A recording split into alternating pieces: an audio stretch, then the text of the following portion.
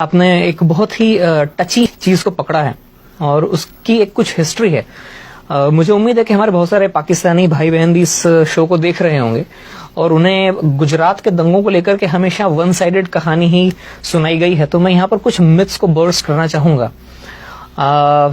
अक्सर ये बताया जाता है पाकिस्तान के अंदर, तो यही खबरें जाती हैं कि मोदी के राज में 2000 मुसलमानों को मार दिया, लेकिन एक्चुअल फिगर 2000 नहीं है। वैसे मुझे शर्म आ रही है ये नंबर्स बोलने में। ये कोई खुशी का मौका नहीं है, ये कोई खुशी की चीज नहीं है कि मैं ये कहूं कि 790 मुसलमान मारे गए थे और 240 हिंदू मारे गए थे।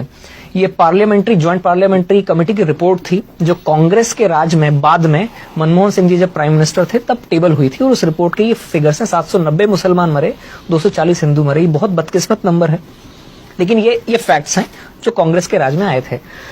अब इमीडिएट रीजंस ये थे कि साहब एक ट्रेन थी जो अयोध्या, जो हिंदुओं का एक बड़ा, जैसे मुस्लिम भाई बहनों का जैसे मक्का या मदीना होता है, वैसे अयोध्या राम जी का जन्मस्थल माना जाता है।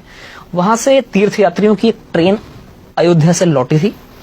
वो गुजरात के गोधरा स्टेशन के ऊपर थोड़ा सा आउटपोस्ट पे खड़ी हुई थी, और उसमें जो यात्री थे, तीर्थयात्री थे, कुछ विश्व हिंदू परिषद के लोग थे, कुछ आरएसएस के काडर थे, जिनका अयोध्या में आना जाना लगा रहता है। अचानक, एंड आई से this with lot of डिसमे and lot of embarrassment, कि अचानक करीब 1000 मुसलमानों की भीड़ उस ट्रेन के उस डब्बे में पहुंचती है जहां पर इन लोगों के रिजर्वेशन थे। बोगी नंबर S6 और S7 इसे घेरती है। अचानक पथराव शुरू होता है और पेट्रोल में भिगो कर रुई के गद्दों को और तकियों को अंदर फेंका जाता है और आग लगाई जाती है, जिसमें 59 हिंदू जिंदा जलकर मर जाते हैं। 28 फरवरी सन 2002 का दिन था, सुबह 9:30 बजे के आसपास का वक्त था। इसमें 59 जो हिंदू जलकर मरते हैं। जैसे कि आपको जानकारी, इंडिया में जो स्लीपर डब्बे होते हैं उनमें 72 लोगों की सीटें होती हैं, तो 72 में से 59 लोग जलकर मर गए। उनमें 40 औरतें थीं और बच्चे थे। अब इसके बाद में 3 मार्च से बदकिस्मती से इंडिया में दंगों का इतिहास बहुत पुराना है। ये कोई मोदी राज के साथ में शायद चालू नहीं हुआ है। ये मैं कह रहा हूं, मैं कोई मोदी भक्त नहीं हूं, ना मैं कोई बीजेपी का मेंबर हूं, लेकिन ये रियलिटी है कि हिंदुस्तान में हिंदू मुसलमानों का दंगों का इतिहास बहुत पुराना है। बदकिस्मती से दंगे हो जाते हैं 3 मार्च से। जब शुरुआत में इस खबर को थोड़ा दबाया गया, लेकिन जब 59 लोग जिंदा जलकर उन पापड़ जैसे बन गई वो लाशें, और उन लाशों को जब ट्रांसपोर्ट किया गया था तो वो लाशें जहां जहां से गुजरी वहां से ये खबर फैलती चली गई, और 3 मार्च से दंगे फसाद चालू हुए, जिनमें बदकिस्मती से जो मैं फिगर्स मैंने आपको बताई उतने लोग मारे गए थे। अलबत्ता दूसरे फैक्ट्स जो हैं उन पर पर्दा डाल दिया जाता है। ऐसा पहली बार हुआ था जब किसी भी राज्य में दंगे शुरू होते ही 48 घंटे के अंदर अंदर वहां के चीफ मिनिस्टर ने आर्मी को आने के लिए ग्रीन सिग्नल दे दिया हो। 5 मार्च का दिन था, आर्मी की टुकड़ियां पहुंच गई थी फ्लैग मार्च करने के लिए। दूसरी बात, ऐसा पहली बार हुआ इंडिया में कि पुलिस की गोलियों से 100 हिंदू दंगाई मारे गए थे। ये फैक्ट्स हैं, ये डॉक्यूमेंटेड फिगर्स हैं, मैं अपने मन से नहीं बता रहा हूं। और ऐसा पहली बार हुआ था कि इस तरह से कट्टर, जो मुस्लिम्स के अंदर जो कुछ कट्टर और ऑर्गेनाइजेशंस थे, उन्होंने वहीं के पास में गोधरा में करीब 50 मस्जिदें हैं, 50-60 मस्जिदें, छोटा सा कस्बा है लेकिन 50-60 मस्जिदें हैं। हो सकता है उनमें से कुछ मस्जिदों को सऊदी फंड्स आते हों, जहां पर वो वहाबिज्म की जो एक्सट्रीम हार्डलाइनर आइडियोलॉजी वहां से प्रोपगेट करते हैं। एक मस्जिद से मोबिलाइज हुई थी वो मॉब जिसने ट्रेन को घेरा था और जिस तरह से जलाया गया, ये भी पहला मौका था इंडिया के अंदर। ये उसका इमीडिएट रीजंस थे। इसके पीछे हिस्ट्री का थोड़ा सा और पीछे आप जाएंगे तो गुजरात की पॉलिटिकल अनसर्टेनिटी भी बहुत ज्यादा थी उस वक्त। ये मार्च 2002 की बात है। उससे 2.5 महीना पहले जब दिवाली के आसपास का वक्त था, तब ही मोदी जी को पैराड्रॉप किया गया था। अटल जी और आडवाणी जी के कहने पर उनको सीधे उठाकर चीफ मिनिस्टर बनाया गया था। वे गुजरात में उसके पहले कभी असेंबली के मेंबर तो क्या, चुनाव लड़ना तो क्या, वे कभी किसी म्यूनिसिपल कॉर्पोरेशन का भी चुनाव नहीं लड़े थे। वे कोई इलेक्टेड फिगर नहीं थे, और उस वक्त गुजरात में बहुत कई बरसों से पॉलिटिकल अनसर्टेनिटी चली आई थी। हर छठे 8वें महीने में चीफ मिनिस्टर बदलते थे, और जो वहां की जो लोकल बीजेपी, स्टेट बीजेपी थी, उसके अंदर बहुत सारे गुट बने हुए थे और गुट आपस में ही लड़ते रहते थे।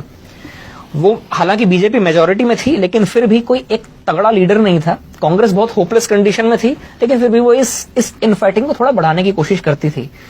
कई सालों से ही चल रहा था, तो आप ये समझ सकते हैं कि पॉलिटिकल अनसर्टेनिटी थी। जब किसी भी जगह पर पॉलिटिकल अनसर्टेनिटी होती है तो वहां के एडमिनिस्ट्रेशन के ऊपर उसकी मार पड़ती है। एडमिनिस्ट्रेशन ढीला हो जाता है, पुलिस ढीली हो जाती है, और पूरी सोसाइटी में भी एक एजिटेशन हो जाता है, गड़बड़ हो जाती है। तो इन सब चीजों की रोशनी में एक नए आदमी को आप उठाकर चीफ मिनिस्टर बनाते हैं, जिसके ज्यादा सपोर्टर्स भी नहीं थे। और इंडिया में ऐसा होता है कि काफी चीजें इंटरपर्सनल तरीके से होती हैं। चीफ मिनिस्टर की उस वक्त हो सकता है वहां के पुलिस वालों से भी ज्यादा जान पहचान ना हो, पुलिस वाले सुनते ना हो, इवन खुद अपनी ही पार्टी के लोग ऐसे मौके पर नए मुर्गे की टांग खींचने की कोशिश करते हैं कि मैं आपको यहाँ पे इसलिए टोक रहा हूँ, आपकी पूरी कहानी हम तक पहुंची और बड़ी इंपॉर्टेंट है। आपने फैक्ट्स के साथ बात की, ये वो फैक्ट्स है जो हमारे दर्शकों को जानने की जरूरत है। आपने एग्जैक्ट नंबर बताए कि हुआ क्या, इंसिडेंट क्या हुआ, क्या कुछ हुआ, और अनफॉर्चुनेटली ऐसा हुआ। मगर उसके बाद हम देखते हैं कि वो ना तो मोदी साहब ने किया था, मोदी साहब ने कंट्रोल किए, और उसी स्टेट में जहां ये इंसिडेंट पहले हुआ करते थे, फिर हमें आगे ये पता चलता है कि उन्होंने मैक्सिमम उसको कंट्रोल किया। मैं कनाडा में गवा हूं, जब मोदी साहब हार्पर गवर्नमेंट के जमाने में यहां पर आए थे, तो सबसे बड़ा डेलीगेशन गुजराती मुसलमानों का उनके साथ मिला था, और कितने प्यार से वो मिले थे।